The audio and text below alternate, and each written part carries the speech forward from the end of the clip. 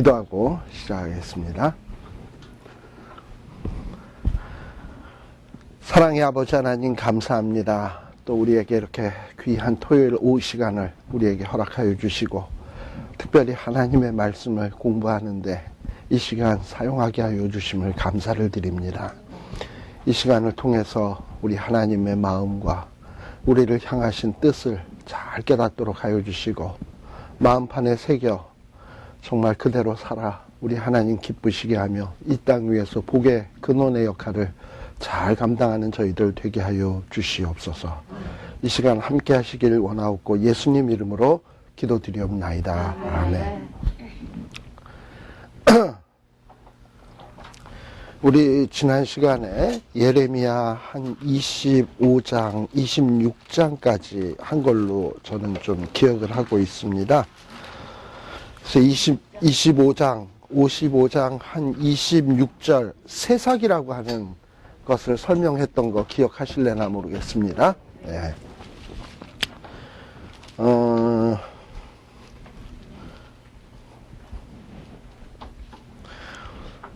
이 새싹이라고 하는 왕은요, 이 참 나오질 않아요. 성경 어디에도 나오지 않고 역사상에도 무슨 이 새싹이라고 하는 왕은 없어요. 그래서 지난번에 말씀드렸지만 일종의 이 새싹이라고 하는 거는 암호 이름이다 라고 제가 말씀을 드렸어요. 그래서 새싹이라는 말을 어떤 히브리어의 알파벳이 있는데 영어에 A, B, C, D, E, F, G 이렇게 알파벳이 있는데 뭐 예를 들어서 뭐 아브라함 이름이 아부다, A, B다. 그런데 그렇게 얘기를 하면 너무 이름을 적나라하게 드러내는 것 같으니까 알파벳 끝으로 가가지고 Z, Y, ZY가 어쨌다. 그러면 이스라엘 사람들은 알파벳 처음으로 계산해가지고 아브라함이 그랬다라는 식으로 알아듣는 거예요. 왜냐하면 이스라엘이 바벨론에 이제 포로로 잡혀가야 되고 바벨론에 망해야 되는데 바벨론 왕이 뭐 하나님의 진노의 잔을 마시게 된다. 이스라엘 가운데서 그런 소리가 떠돌아보세요. 내가 누군데 감히 내가 진노의 잔을 마신다고 그러느냐 하면서 이스라엘 사람들이나 선지자나 이런 사람들이 가차없이 죽임을 당할 수 있거든요.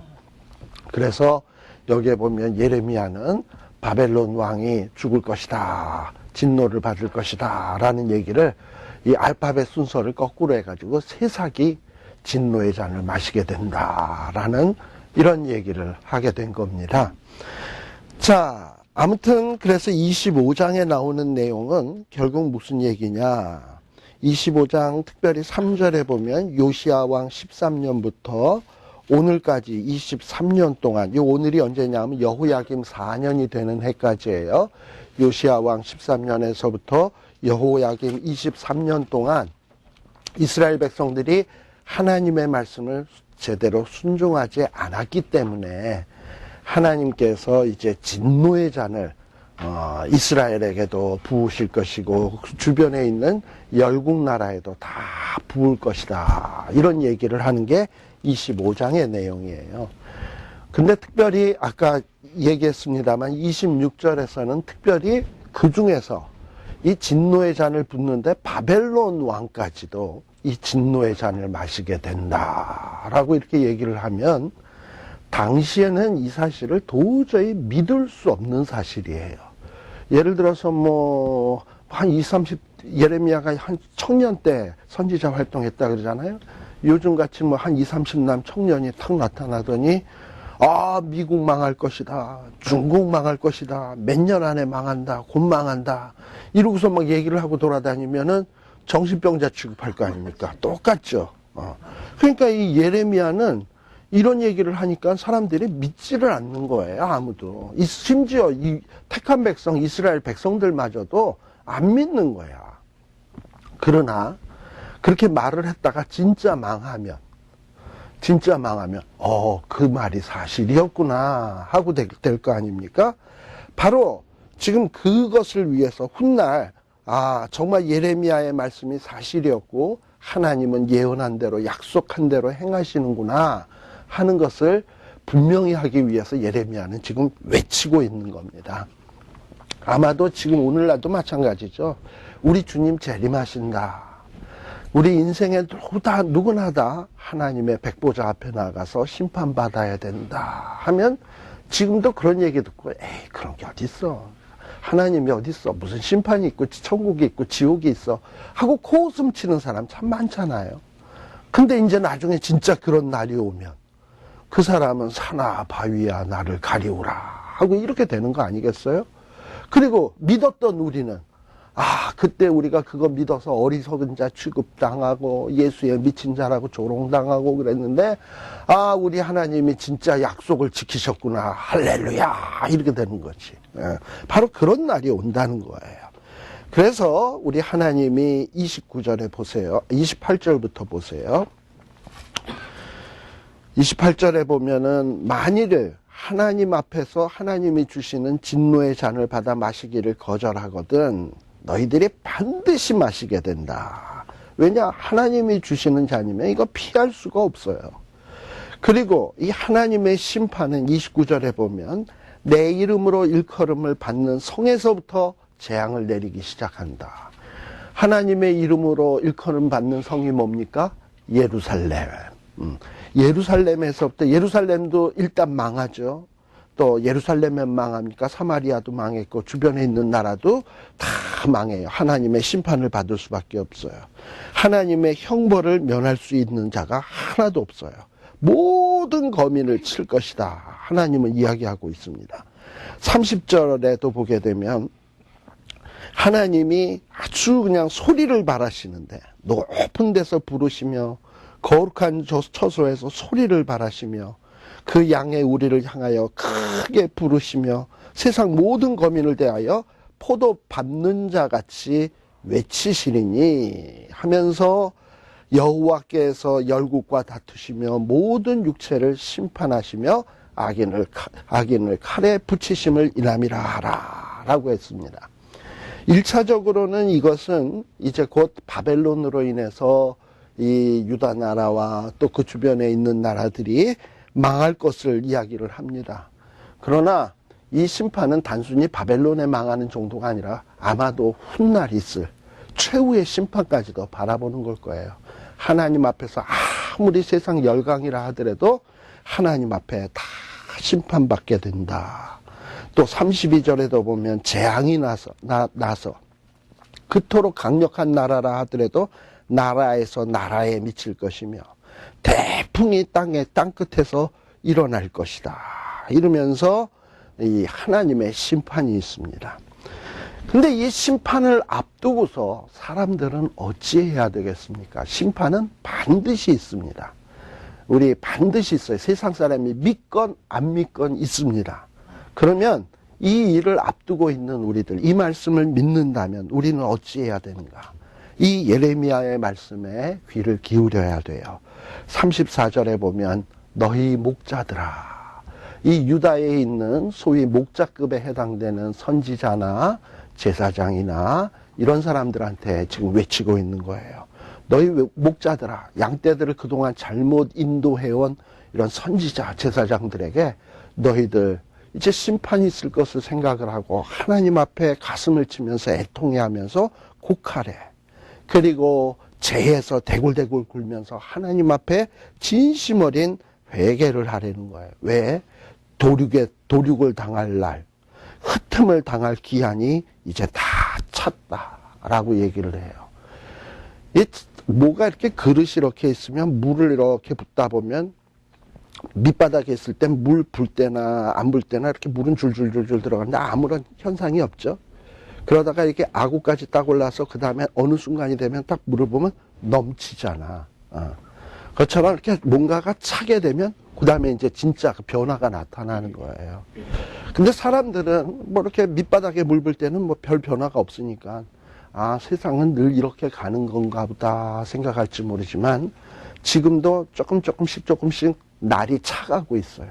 그래서 어느 순간에 날이 딱 찼을 때는 진짜 하나님이 말씀하신 것들이 막 현상으로 나타나게 돼 있어요. 주전자에다 물을 끓여도 부글부글 처음에 끓이면 부글부글 하나요? 처음에는 똑같이 찬물이나 그냥 미지근한 물이나 똑같은데 그냥 켜놓고 한참 있다 보면 한 5분쯤 지나면 공기들이 보글보글 올라오더니 그 다음에 보글보글 하면서 뚜껑이 들썩들썩거리고 그냥 연기가 픽픽 나고 이러잖아요. 그것처럼 어느 시간이 차고 때가 차면 분명히 하나님의 말씀대로 이루어지는 날들이 오게 되는 거예요.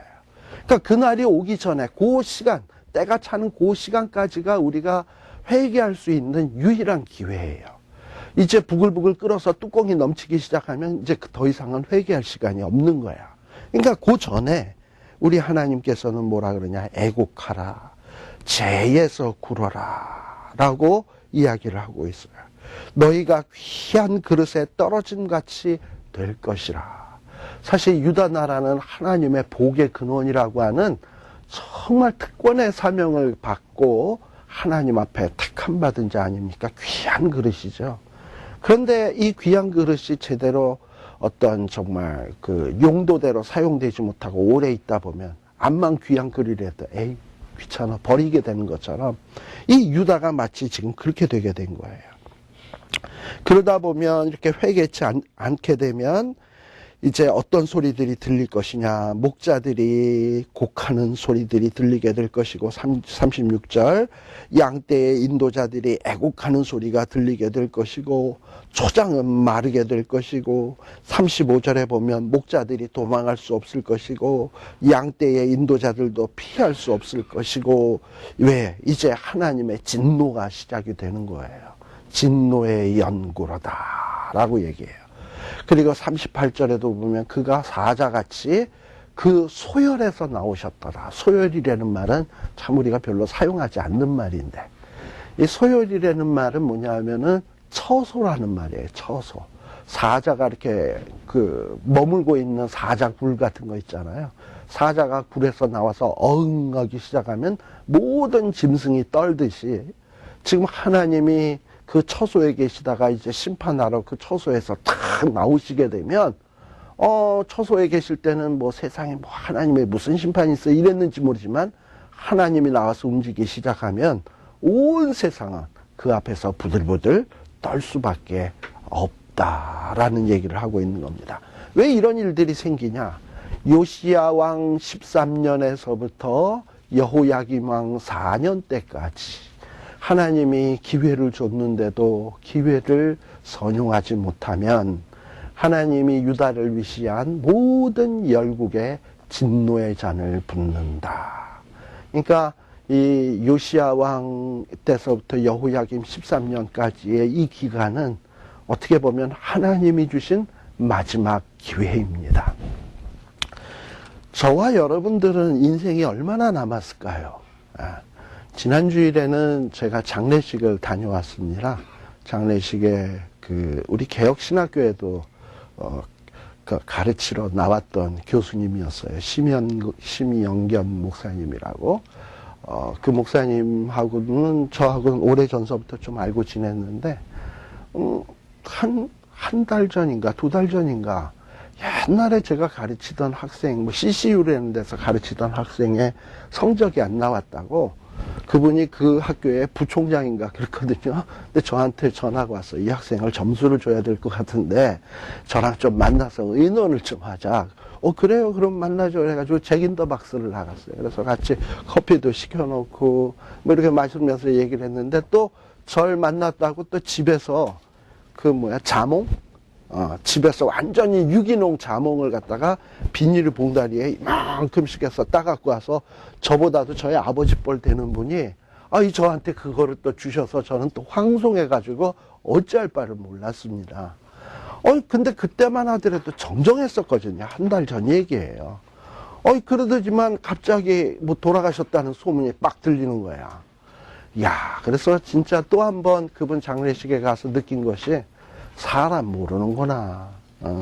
사람 진짜 모르는 게 우리의 인생이로구나. 물론 그분은 그 전에 이 혈액암, 그러니까 백혈병 같은 것 때문에 골수 이식을 받고서는 치료가 돼가지고 한 10여 년 동안은 생존해 계셨었어요. 그랬는데 이게 갑자기 또다시 그게 재발이 되어지면서, 그러고서는 새벽 2시에 스르르 가셨다는 거예요. 그래서 그분도 그 자몽 저한테 따라 주면서 학생 성적 주면서 자기의 인생이 얼마 남지 않았다라는 거 알았을까 몰랐을까? 몰랐지. 저도 몰랐고 그분도 몰랐고. 그런데 또 사람이 그렇게 가는 거예요. 우리가 주전자에 물을 올려놓으면 대충 언제쯤 되면 끓는다라는 거 여러 번 끓여본 사람은 알 거예요. 불 올려놓고 어느 정도 강도로 해놓으면 한 몇 분 뒤에 끓는다는 건 알지만 정확하게 몇 초에 딱 부글부글 할 거다라는 거 아는 사람은 쉽지 않죠. 그러니까 우리도 대충 인생이 몇 살 산다라는 것은 알지만 내가 정확하게 몇 날 몇 시에 갈 거라는 걸 아는 사람은 없어요. 그러니 정말 평소에 미리미리 준비해 놓지 않으면 갑자기 내가 대비하지 않고 있다가 갑자기 그런 일을 턱 당하게 되면 당황할 수밖에 없는 겁니다. 그래서 하나님께서는 우리에게도 너에게 시간을 주고 있다. 장차 있을 심판을 생각하면서 너희들이 너희의 남은 인생을 잘 준비를 해라. 회개해야 될 일이 있으면 애곡하고 또 죄에서 굴어야 될 일이 있으면 죄에서 굴고 그러면서 하나님 앞에서 자기의 인생을 정리하면서 살아야지. 이 정리를 하지 아니하다가 어느 순간이 딱 임해서 사자가 처소에서 나와서 으르렁하기 시작하면 이건 이미 버스가 떠난 거거든요. 그러니까 정말 지혜가 뭐냐. 우리 성경에 보면 히브리서에 보면 믿음이 없이는 하나님을 기쁘시게 못하나니 하나님이 계신 것과 우리에게 상 주시는 이심을 믿어야 할지니라.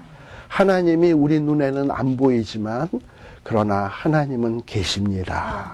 또 그뿐만 아니라 불꽃 같은 눈동자로 나를 지금 모든 행동과 생각과 모든 것을 감찰하고 있다는 사실도 우리가 그것을 인식해야 하고 또 훗날에는 내가 행한 대로 반드시 상 주시는 이심을 믿는 것. 그 바로 믿는 것이 뭘 하는 거다? 하나님을 기쁘시게 하는 거예요. 그래서 뭐 우리가 하나님을 기쁘시게 한다 그래서 뭐 우리가 특별히 해야 될 것은 없어요. 아, 하나님이 지금 날 지켜보고 계시지 막 살아서는 안 되겠구나. 그리고 하나님이 내 마음속도 아시는데 내가 악한 생각해서는 안 되지. 하나님이 정말 좋아하시는 것들을 해야 되겠다.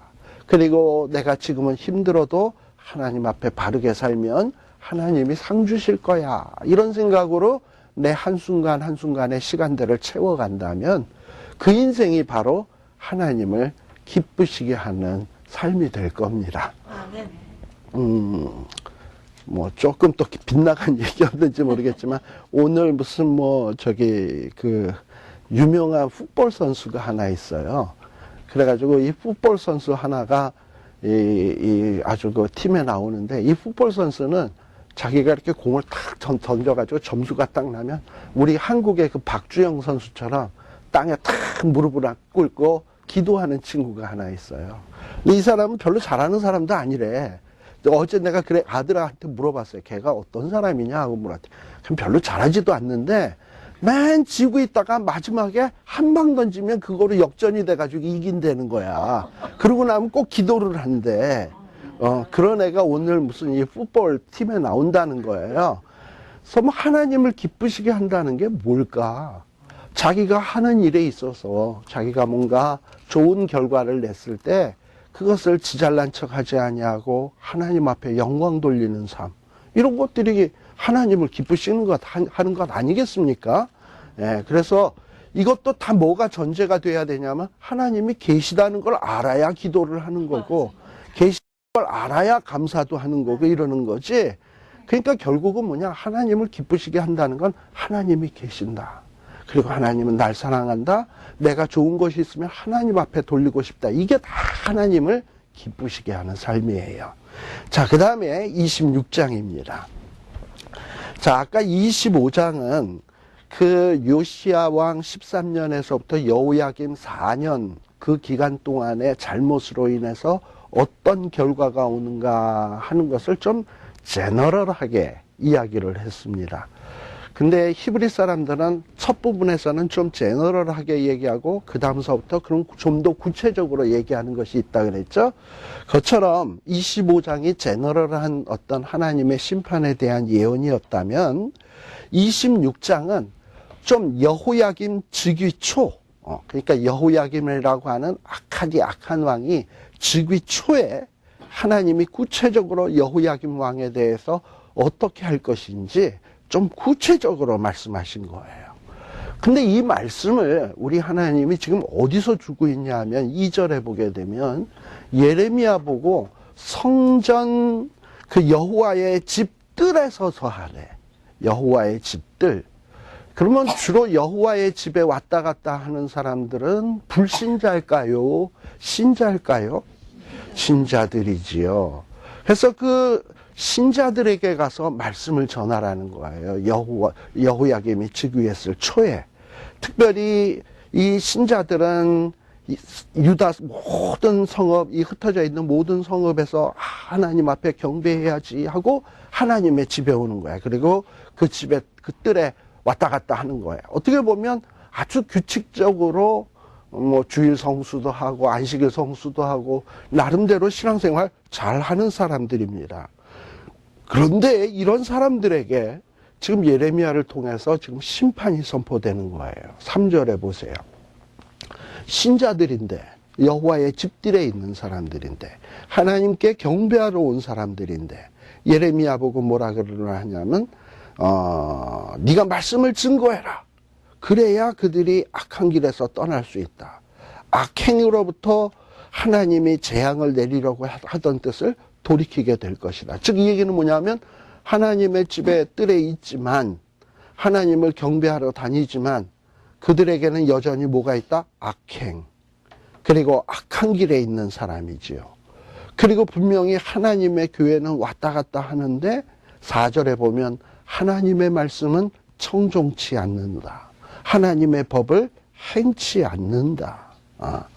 그리고 하나님은 이렇게 하나님의 법을 행치 않고 하나님을 청종치 않는 자들에게 하나님 잘 섬기라고 하나님이 누굴 보냈냐? 선지자를 보냈어요. 선지자를 보내는데 하나님이 어떻게 보냈냐? 부지런히 보냈어요. 부지런히. 우리가 알다시피 예레미야는 이스라엘 백성이 바벨론에게 망하기 직전의 선지자입니다. 근데 그 이전에 벌써 선지자들은 많은 선지자들이 있었어요. 아합 때는 엘리야 선지자가 있었고 엘리사 선지자가 있었고 뭐 호세야, 아모스, 이사야, 미가, 나움, 스바냐 얼마나 많은 선지자들이 있었는지 몰라. 하나님은 돌이키라고 부지런히 선지자를 보냈는데 여전히 하나님의 말씀을 그냥 안 듣고 있었던 거예요. 근데 5절 마지막 부분과 6절에 보게 되면 너희들이 그 하나님의 종 선지자들의 말을 이미 듣지 아니하였거니와 너희가 만일 다시 듣지 아니하면 내가 이 집, 지금 어디에서 말하는 데가 지금 어디라고요? 여호와의 집들이라 그랬죠. 이 집을 그러니까 이 집은 뭐냐면 성전이 되는 거예요. 이 예루살렘 성전을 뭐같이 되게 하겠다? 실로 같이 되게 하고 이 성으로 세계 열방의 저주거리가 되게 하리라 하셨다 하라라고 되어 있습니다. 여기에 보면 실로라는 말이 나옵니다. 그리고 이 실로가 성전하고 관련지어서 나오고 있습니다. 우리가 알다시피 우리 하나님이 계신 곳 하면은 어떻게 되느냐? 이스라엘 백성들이 출애굽을 하고 홍해를 건넌 다음에 시내산에서 이제 하나님의 율법을 받고 이러고 난 다음에 언약궤를 만들죠. 언약궤를 만들고 그것을 광야에서 뭘 만들었냐면 성막이라는 걸 만들었어요. 그래서 이제 성막에서 예배를 드리고 이러면서 생활을 해왔습니다. 이제 그러다가 광야 생활 동안에는 이 성막 중심의 신앙생활이었는데 요단강을 딱 건너고 난 다음에 여리고를 쳐부수고 뭐 이러고 이제 정복 전쟁을 할 때는 이 언약궤가 광야처럼 막 이렇게 이동하고 다니지 않았어요. 이 언약궤를 놔둔 장소가 어디냐면 거기 세겜과 베델 사이에 고기에다가 언약궤를 탁 놔뒀는데 그 언약궤를 놔둔 장소가 소위 실로예요. 실로. 그러니까 예루살렘에 언약궤가 오기 전까지는 실로에 있었어요. 실로. 그래서 이 실로가 이스라엘의 종교의 중심지였습니다. 특별히 여러분들이 사무엘상 1장에서부터 이렇게 쭉 보게 되면 한나라는 여인이 나오고 엘리 제사장 나오고 하는 거 아실 거예요. 바로 이 엘리 제사장이 주로 머물러 있던 곳이 뭐냐? 언약궤가 있었던 실로입니다. 그 실로를 그리고 또 한나는 자기가 애를 못 낳으니까 언약궤가 있는 이 실로에 와서 기도하면 애를 낳을 수 있지 않을까 해서 간절히 기도해가지고 거기에서 사무엘이라고 하는 아이를 낳지 않습니까? 바로 이 실로는 그 사사시대 때의 종교의 중심지였어요. 근데 그 마지막 사사라고 할 수 있다면 엘리 제사장 같은 사람입니다. 근데 이 엘리 제사장의 아들들이 얼마나 불량자요, 못된 자인지 여러분들 잘 알고 계시죠? 근데 엘리 제사장은 자식들이 그렇게 못된데도 불구하고 그 잘못을 바로잡거나 그들을 꾸중하거나 이러지 않았어요. 엘리 제사장의 아들들은 특별히 성전에서 이렇게 제물, 하나님 앞에 드리는 제물이 있으면 제물 가운데는 번제로 드리는 건 못 먹지만 화목제나 어떤 다른 제물로 드릴 때 먹을 수가 있어요. 그런데 딱 봐가지고 살도 많고 맛있게 생긴 부분은 갈고리로 쿡 찍어서 빼돌려가지고 지들이 먹고 쓸데없는 거는 하나님 드리고 이런 짓거리를 엘리 제사장의 두 아들 홈니와 비느하스가 그런 짓을 했거든요. 또 심지어는 회막에 수종드는 여인들이 있었어요. 그 여인들과 어떤 이런 간음을 하는 어떤 이런 불미스러운 일들도 행하는 일들을 이 홈니와 비느하스가 했습니다. 그런데도 엘리 제사장은 그들의 잘못을 바로잡지 않고 있었어요. 그러다가 그만 블레셋과의 전쟁이 벌어졌거든. 근데 전쟁에 이 이스라엘 백성들이 막 지는 거야. 근데 홈니와 비느하스가 그 전쟁에 선봉에 서서 전쟁터에 나갔는데 자기네들이 자꾸 지니까 이제 어떤 생각을 했냐면 하나님의 언약궤를 들고 나가면 우리가 이기겠다 해가지고 언약궤를 들고 나간 거예요. 근데 이 언약궤를 들고 나갔는데 뭐 그러면 이겼냐? 전쟁에서 홈니와 비느하스는 죽고 이스라엘 백성들은 전쟁에 지고 그리고 법궤는 어떻게 됐냐? 블레셋 사람들에게 빼앗기고 이래가지고 뭐 완전히 무참한 패배를 당하게 됐습니다. 그리고 그 패배의 소식을 전령이 막 달려와가지고 엘리 제사장에게 전해주러 오고 있을 때 엘리 제사장은 뭐 하고 있었냐? 의자에 앉아서 얘들이 지금 전쟁을 잘하고 있나? 어떻게 돼가나? 불안한 심정으로 기다리고 있는데 전령이 와서 전쟁에 졌다. 그리고 홈니와 비느하스는 죽었다. 그리고 언약궤는 뺏겼다. 라는 소식을 딱 듣고 나니까 그만 엘리 제사장이 의자에서 자빠져가지고 목이 부러져서 죽고 마는 거예요. 그러니까 제사장 집안에 엘리 제사장이 그렇게 죽고 또 엘리 제사장의 아들들은 엘리 제사장이 죽고 나면 대를 이어서 제사장 돼야 될 사람들 아닙니까? 근데 제사장도 다 죽어버렸어. 그런데다가 또 제사장이 언약궤 없는 곳에 제사장이 무슨 의미가 있겠습니까? 근데 언약궤는 뺏기고 그러니 이 실로가 전혀 종교의 중심지의 역할을 할 수 없게 된 거죠. 무참하게 그냥 실로가 붕괴돼 버리고 만 거예요. 그런데 지금 하나님은 무슨 얘기를 하는 거 있냐면 지금 이스라엘 백성들은 하나님의 성전이라 그래서 예배하겠다고 경배하겠다고 그 집에 와서 바쁘게들 왔다 갔다 막 이러고 있어. 그런데 지금 예레미야는 뭐라 그러냐면 너희들 악행을 버려라. 악한 길에서 떠나라. 그리하지 아니하면 하나님의 재앙을 면할 수 없다. 그런데 뭐 이 사람들은 자기네들이 경배하러 하나님 앞에 경배하러 왔는데 자기가 죄 짓고 있다는 생각 하겠습니까? 아무도 안 하지. 난 신앙생활 잘한다고 생각하고 있지. 네. 그런데 하나님이 너희들이 지금 왔다 갔다 하는 이 성전을 뭐같이 되게 하겠다? 실로같이 되게 하겠다라는 얘기를 하니까 이게 얼마나 무서운 얘기입니까? 사실요, 교회 참 귀한 곳입니다. 근데 이 교회 건물 참 귀한 곳이지만 건물보다도 더 소중한 것은 우리가 정말 하나님의 법을 소중히 여기고 그 법대로 순종하며 바른 길을 걷고 있느냐, 이게 더 중요한 일이지. 그거에는 관심 없고 교회만 크게 짓고 교회만 화려하게 하고 뭐 이런 어떤 겉모양의 조직에만 신경 쓰고 하면 그것은 하나님이 보시고서 어떤 진짜 그러면서도 하나님의 법을 무시하고 마음속에 하나님 잘 섬기는 게 하나도 없으면 처음에는 냅두는 것 같아. 근데 어느 순간인가는 그걸 뭐 같이 하냐면 실로 같이 하겠다. 최근에 어제 그제 어느 교회라고 얘기하지는 않겠습니다만 그 신문에 아주 대문짝만하게 난 것을 여러분들이 다 아시지 않습니까? 뭐 탓하고 싶지는 않지만 어쨌든 창피한 것은 사실이에요. 예. 그러니까 교회가 오히려 약속을 잘 지키고 대금 지급 잘하고 어떤 일한 사람에게 대해서 그런 일을 잘해야 되는데 교회가 뭐 뱅크럽시를 하고 빚진 것을 못 갚는다고 손들어 버리고 또 어려웠던 이런 노무자들이 임금을 못 받게 되고 이런 거라면 정말 하나님 앞에 이게 영광 돌린다고 할 수 있겠습니까? 그렇죠? 예. 저는 좀 안타까운 것이 그 교회가 그 교회 건축하기 전에 어떤 건물을 빌려서 볼 때는 한참 그 교회가 부흥했던 거 아시죠? 예. 그러니까 교회 건물이 없어도 그 정말 성도가 교회인 것이지 이 건물이 교회는 아니거든. 예. 그런데 사람들이 좀 이렇게 되다 보면은 자꾸 외적인 것, 눈에 보이는 것, 그러면서 하나님의 말씀에서 멀어지고 눈에 보이는 것을 쫓아가다 보면 너가 이룬 것이, 너가 이룬 화려한 것이 일순간에 뭐처럼 된다? 실로같이 된다. 사실 엘리 제사장이 그렇게 목이 부러져서 죽고 아들들은 전쟁에 죽고 그리고 언약궤를 뺏겼다. 이게 뭡니까? 그쵸? 참 한심한 거잖아.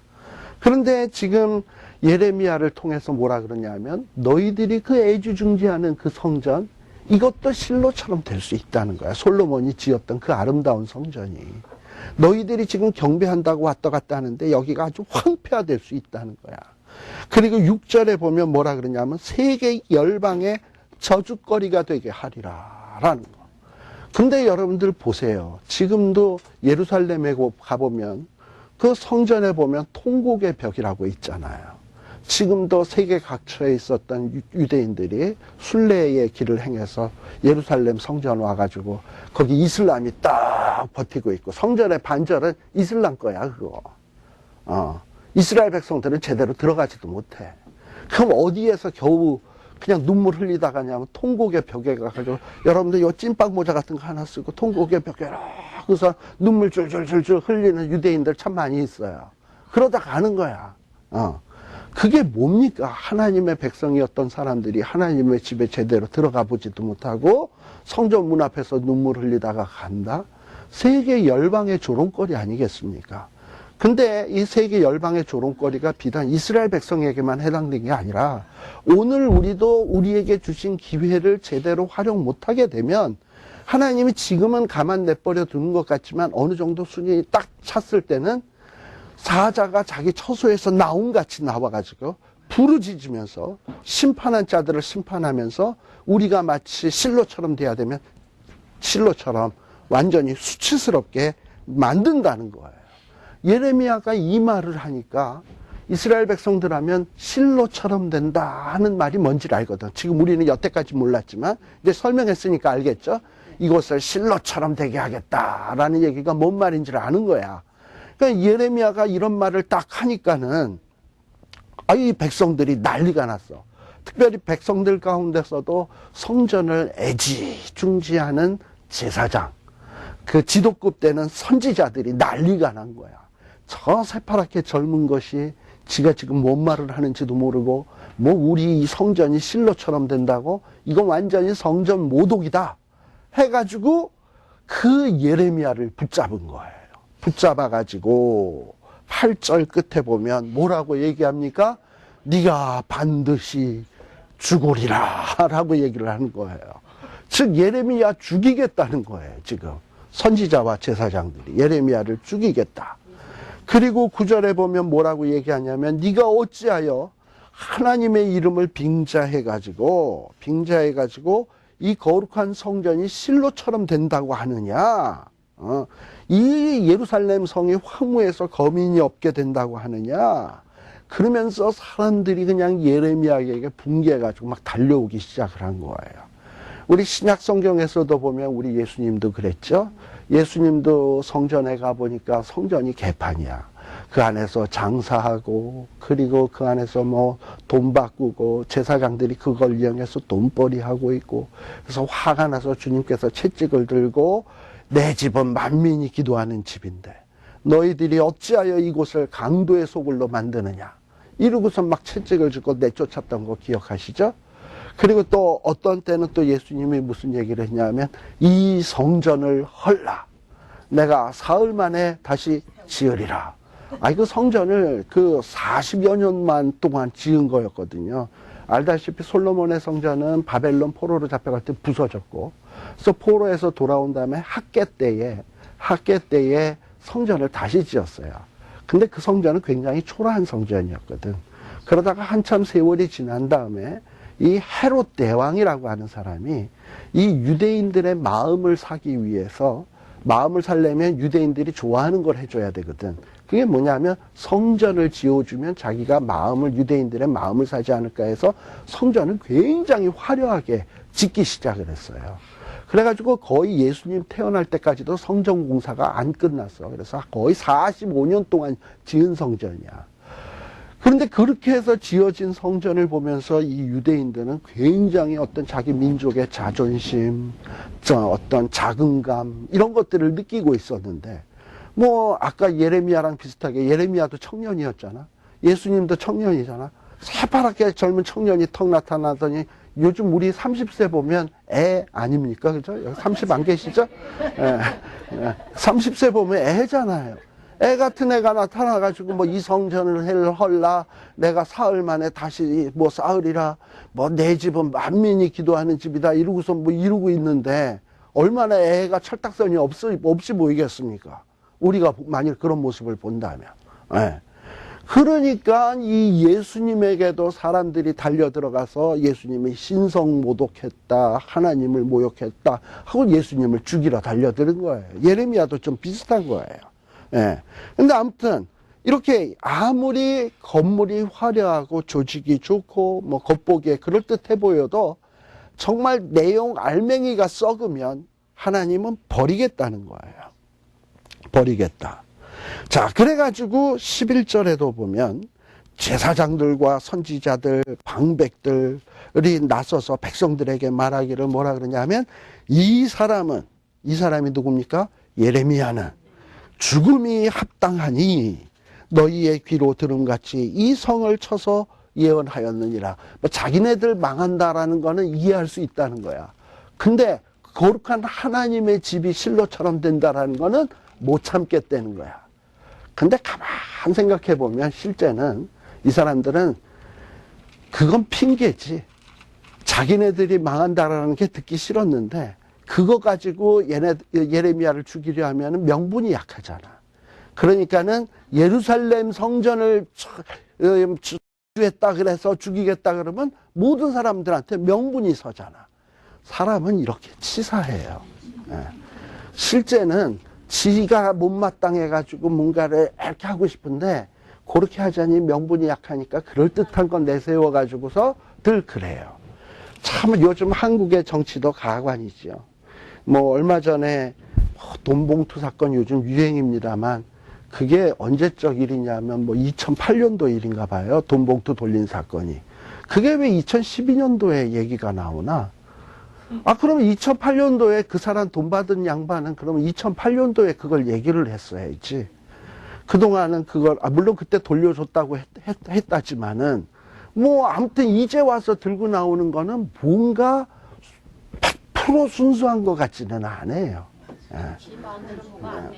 그러니까는 지금 다 뭐냐 하면은, 지금 한국의 민주당이나 한나라당이나 다 뭐냐 하면, 요 기회에 내 정적들을 몰아내려니 뭔가 꼬투리들을 잡아야 되니까 그렇게 해서 완전히 매장시켜야 자기가 사니까 서로 그러고들 있는 것 같아. 뭐 아무튼 뭐 어떻게 결론이 나기야 나겠죠. 근데 뭐 이 사람 뽑으나 저 사람 뽑으나 세월 지나 보면 그 나물에 그 나물이고 거기에 거기더라고요. 그죠? 예. 자, 그래서 이렇게 지금 백성들 앞에서 선지자, 방백들이 이스라엘 백성들을 올바로 이끌어야 될 사람들이 예레미야를 막 죽여야 된다고 얘기를 하는 거예요. 그런데 이때 예레미야는 뭐라 그러냐? 내가 뭐 그냥 이 얘기를 하고 싶어서 하는 거 아니다. 내가 하고 싶어서 하는 게 아니라 이거는 하나님이 나를 보내서 하는 거다. 나도 이런 말 하기 싫다. 사실 여러분들이 예레미야가 처음에 부름 받을 때 하나님 앞에 뭐라 그랬습니까? 하나님 나 아이예요. 나이가 새파랗게 젊은 젊은이인데 저렇게 나이 많고 연세 많은 사람들에게 내가 가서 무슨 말을 전합니까? 나 못해요. 이랬어요. 그랬는데 하나님이 보내서 간 거 아닙니까? 그러니까 내가 이거 지금 하고 싶어서 하는 거 아니다. 하나님이 보내서, 하나님이 강권해서, 그리고 내가 이 말씀을 전하지 아니하면 진짜 하나님이 방망이 같은 말씀이 막 내 속에서 불릴 듯 같이 일어나서 견딜 수 없다 그랬잖아. 하나님이 그런 마음을 주시기 때문에 어쩔 수 없어서 증거하는 거예요. 예레미야도 하고 싶어서 하는 게 아니야. 그러니 너희들은 이걸 내 말로 듣지 말고 누구 말로 들어라? 하나님의 말로 들어라. 그리고서는 13절에 보면 너희의 길, 너희의 행위 고치고 하나님의 말씀을 청종하고 그리하면 하나님이 이미 너희에게 선고한 모든 재앙에 대해서 뜻을 돌이키겠다. 아직도 남은 기회가 조금 남은 거야. 뜻을 돌이키겠다. 그리고서는 돌이켜라. 그러면서 또 14절에도 보면 나는 아무 힘 없다. 내가 지금 무장한 것도 아니고 너희들이 잡아 죽이면 죽는 거고 너희들이 감옥에 가두면 가두는 거니까 너희 손에 나는 너희 손에 있으니까 너희 손에 선한 대로 마음대로 해라. 근데 너희들이 나를 죽이면 아마 그 핏값은 받아야 될 것이다 라고 얘기를 하는 거예요. 근데 갑자기 어떤 일이 생겼냐? 16절에 보면 이 제사장 선지자들은 예레미야를 죽이려 하는데 갑자기 백성들하고 방백들이 쫙 일어나가지고 제사장 선지자들에게 말을 하는 거예요. 뭐라고 얘기하냐? 이 사람은 지금 자기가 하고 싶어서 하는 게 아니라 하나님이 시켜서 말씀 전한다고 하는데 그런 자를 우리가 이렇게 죽이는 것은 합당한 일이 아니다. 부당한 일이다. 이러고 얘기를 하는 거예요. 그리고 너희들 과거의 역사를 봐라. 18절에 보면 히스기야 왕 때에 모레셋 사람 미가, 여러분들 우리 선지서에 보면은 미가 써 있죠? 이 미가서는 모레셋 사람이라고 되어 있습니다. 보통 우리가 어떤 사람이 선지자나 뭐 어떤 하나님의 종들이 나오면 뭐 사울왕 같으면 베냐민 지파 사람, 뭐 신약 성경에도 바울은 자기도 베냐민 지파요. 그러니까 자기가 어느 지파 사람이라는 것을 굉장히 자부심 있게 이야기를 하곤 했습니다. 근데 이 미가라고 하는 사람은 어느 지파 사람인지도 몰라. 그리고 어디 사람이라고 그냥 앞에 수식어가 붙냐 하면 모레셋 사람. 근데 이 모레셋이라는 것이 예루살렘처럼 무슨 큰 도시냐? 과거에 무슨 언약궤가 있었던 실로 같은 곳이냐? 북이스라엘의 수도 무슨 뭐 사마리아 같은 곳이냐? 그런 것도 아니야. 어디 좋은 구석, 아까 어디 사천? 사천이 시골이라는 얘기는 아니고, 뭐 예를 들어서 한국에 어디 저 골짜기, 강원도 골짜기 이름 없는 그런 곳 있을 수 있잖아.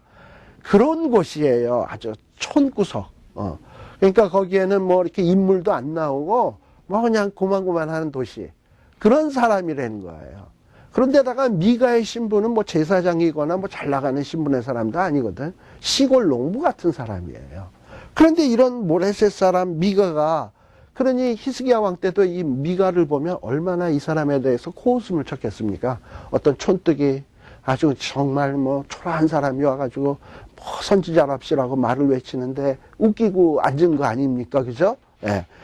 그리고 근데 이스라엘 백성들에게 막 예언을 했단 말이지, 히스기야 왕 때. 그러면서 예루살렘이 시온은 바깥이 경작함을 당할 것이고 예루살렘은 무더기가 될 것이고 이전에 사는 수풀의 높은 것 같이 황무하게 되리라, 막 미가가 예언을 했거든.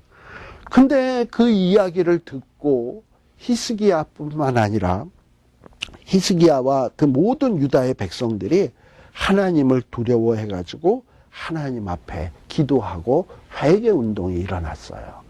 물론 우리가 열왕기에 보게 되면 히스기야 왕이 병들었기도 하고 아수르 침공도 있었고, 그런데다가 미가라는 선지자가 이런 예언도 하니까 이게 다 복합적으로 일어난 일이지만, 아무튼 그런 얘기를 듣고서는 이 히스기야와 유다의 백성들이 회개했거든요. 그래서 그 회개해가지고 어떤 결과가 나타났냐 하면은 하루아침에 아수르 군대 18만 5천 명이 싹 죽임당하고 히스기야 왕이 대승하게 되는 거 아시죠? 또 히스기야 왕이 또 그렇게 하나님 앞에 눈물로 통곡하니까 히스기야 왕이 죽을 병에 걸렸다가 다시금 15년의 생명을 연장한 받는 사건도 생기잖아요. 그게 다 어디에서 비롯된 일이냐? 하나님이 회개하라 했을 때 그 회개의 기회를 딱 붙잡으니까 생명 연장되고 적들의 침략에서 보호받고 했던 일이 있지 않았냐라는 거예요. 그런데 여러분들 알다시피 지금 이 여호야김 즉위 초, 이때가 지금 얼마나 혼란하고 그런 시기냐면 곧 바벨론이라는 나라가 들고 일어나가지고 애굽하고 전쟁이 일어나기 일촉즉발의 상황인 거야. 요즘 보면은 저기 이란 호르무즈 해협 아시나요? 호르무즈 해협이 그 석유, 우리 한국에 석유 갖고 하는 그런 것인데, 그 이란이 지금 핵무기를 만들려고 하고 있고, 세계 각국은 못 만들게 하려고 있고, 근데 이란은 만들어야 되겠다 그러고, 그래가지고 이란을 압박하기 위해서 미국의 항공모함들이 지금 3대가 거기가 있어요. 또 거기에 이란에서는 또 거기에서 그거를 또 우리들은 또 대응하기 위해서 배를 띄워가지고 배가 뭐 또 충돌을 했대나 뭐 신문에 보니까 지금 거기도 일촉즉발의 상황인 거야. 언제 터질지 모르는 지금 그런 상황이 돼버렸어요. 아. 세계가 다 그래. 지금 이북하고 한국도 그런 거고, 또 한국하고 중국도 그렇고, 한국하고 중국도 뭐 보면 아시지만은 얼마 전에 중국 어선들이 와가지고 해경들 막 그냥 두들겨 패고 난리 나고 그랬잖아요. 그런데다가 중국 사람들은 한국 정부에다 뭐라 그러냐면 절대 너희는 이 중국인들에게 무기를 사용해서는 안 된다. 뭐 검포를 뻥뻥 놓고. 그러니까 이제 언제 터질지 몰라 저것도. 어떤 이런 상황이 한국에도 있고 이란에도 있고 세계 각처에 있거든요. 근데 이런 일들을 다 우리는 바라보면서 야, 그렇지. 언제 갑자기 핵폭탄 같은 게 빵 터질지는 아무도 모르는 일이다. 그러니 그런 일이 발생되기 전에 우리는 정리할 거 정리하고 하나님 앞에 돌이킬 건 돌이키고 미리미리 해야지 하는 생각을 해야 될 거예요. 그죠? 그런데 히스기야 때도 이렇게 회개를 해가지고 재앙에 대해서 하나님이 뜻을 돌이킨 일이 생겼다. 그리고 만일에 예레미야가 미가처럼 하나님의 이름을 의탁해서 얘기하는 것이라면은 우리가 예레미야를 죽여서는 안 된다. 지금 이러고 얘기를 하는 거예요. 그런데 이 여호야김 왕, 악한 왕, 또 그 신하들은 어떻게 했냐? 당시에 이 예레미야도 지금 이렇게 지금 성전에 대해서 실로같이 된다고 무시무시한 말을 했는데, 예레미야 말고도 20절에 보면 거기 보면 기럇 여아림 스마야의 아들 우리야라고 하는 사람이 있었어요. 이 우리야라고 하는 사람도, 이 우리야는 그 누구야? 바세바의 남편 우리야가 아닙니다. 동명이인입니다. 이 우리야가 이 이스라엘 나라를 향해서 여러 가지 징계의 메시지, 재난이 있을 메시지를 증거했던 것 같아요. 근데 여호야김 왕 그리고 그 신하들은 그 말을 듣고서는 어떻게 했냐? 우리야를 죽이려고 했어요. 그래서 이 우리야는 죽을까봐 자기가 막 애굽으로 뽀로로 도망갔거든. 이 도망을 잘못 간 거야. 도망을 좀 좋은 데로 갔어야 되는데. 이 여호야김이라는 왕이 누구의 도움으로 왕이 됐습니까? 애굽의 도움으로 왕이 됐거든. 친애굽파 사람이고 애굽에 날마다 조공 보내는 사람이거든.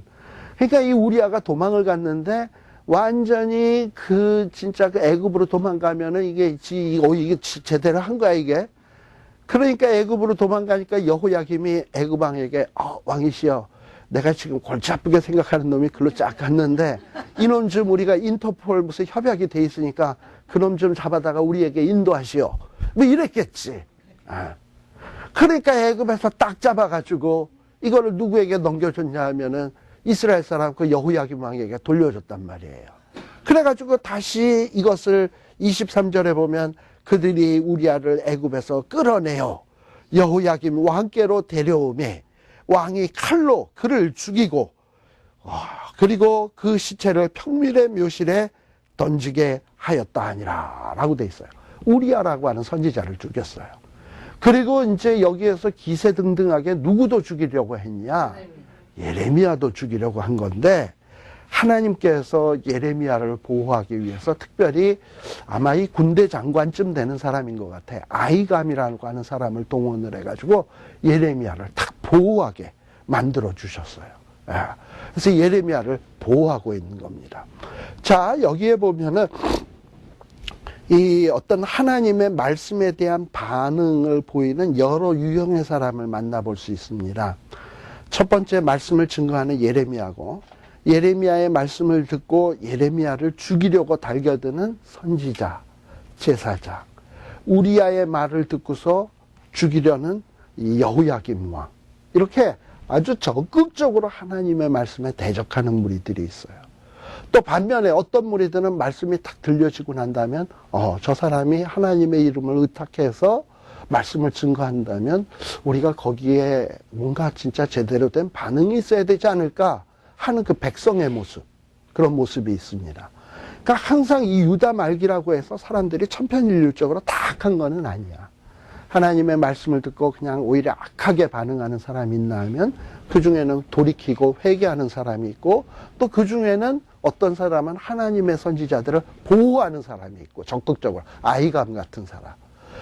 과연 우리들은 어디에 해당이 될까요? 만일에 지금 이런 사건이 오늘날 이 시대에 벌어졌다면 나는 아이양 같은 사람일까? 백성 같은 사람일까? 선지자 같은 사람일까? 제사장 같은 사람일까? 여호야긴 같은 사람일까? 가능하다면 예레미야 같은 사람이 되면 제일 좋겠죠? 그러나 아무튼 그러라는 거예요. 자, 그러다가 27장에 들어서게 되면 뭐가 나오느냐? 자, 아까 26장은 누구에 대한 여호야김 왕 때의 이야기입니다. 근데 27장에 보면 여러분들이나 제가 갖고 있는 성경이 잘못되었다라고 얘기하면 여러분들이 깜짝 놀라실지 모르겠습니다만 진짜 잘못되었어요. 27장 1절에 보면 유다 왕 요시야의 아들 뭐라고 되어 있습니까? 혹시 영어 성경 갖고 있는 분 옆에 보시면은 뭐라고 되어 있습니까? Early in the line of 시드기야라고 되어 있어요. 시드기야로 나오죠? 영어 성경에는 보통 NIV나 모든 대부분의 영어 성경에는 이 부분이 시드기야로 되어 있는데 우리 한글 번역 성경에는 이게 여호야김으로 되어 있습니다. 그래서 요 여호야김이라고 되어 있는 말을 우리는 뭘로 바꿔줘야 되냐면 시드기야로 고쳐줘야 돼요. 그리고 그 밑에 쭉 12절에 내려와 보시면 내가 이 모든 말씀대로 유다 왕 누구에게? 시드기야. 앞에 여호야김 얘기하다 갑자기 시드기야 나오지는 않을 거 아니에요. 시드기야에 대한 얘기예요. 그래서 26장은 예레미야 시대 때 악한 왕 여호야김 때 예레미야가 말씀을 증거하고 거기에 대한 반응이 있었던 사람들의 이야기라면 27장은 예레미야 선지자가 시드기야 왕 때에 말씀을 증거하고 그때 사람들의 반응에 대한 얘기를 기록해 놓은 부분이 27장입니다. 그래서 요 27장 1절에 나오는 유다 왕 요시야의 아들 여호야김이 아니라 요거는 시드기야에 즉위한 지 오래지 아니하여서 여호와께서 말씀으로 나 예레미야에게 이르시니라. 아까 26장에서는 여호야김의 즉위 초, 지금 27장에서는 시드기야의 즉위 초, 오래지 아니하여서라는 말은 똑같은 말 아닙니까? 그죠? 그렇게 봐야지 되는 거예요. 그래서 잠시 쉬었다가 27장에 대한 이야기는 잠시 쉬었다 우리 이야기하도록 하겠습니다.